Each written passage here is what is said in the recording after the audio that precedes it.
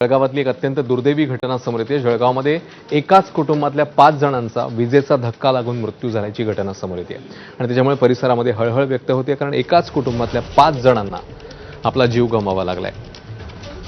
एका शेतकऱ्याने आपल्या शेतात वन्यजीवांपासून संरक्षण करण्यासाठी शेताभोवती तारेचं कुंपण घालून त्यात विजेचा प्रवाह सोडलेला होता। त्याचा स्पर्श झाल्याने एकाच कुटुंबातल्या 5 जणांचा जागीच दुर्दैवी मृत्यू झाला, ज्याच्यामध्ये 2 महिला, 1 पुरुष आणि 2 लहान मुलांचा समावेश आहे। शेतात विजेचा प्रवाह सोडणाऱ्या शेतकऱ्याला पोलिसांनी ताब्यात घेतले, त्याच्या विरोधात सदोष मनुष्यवधाचा गुन्हा दाखल झालाय। जळगाव जिल्ह्यातल्या एरंडोलमधल्या वरखेडेत ही घटना समोर येते, ज्याच्यामध्ये एकाच कुटुंबातल्या 5 जणांना जीव गमवावा लागला।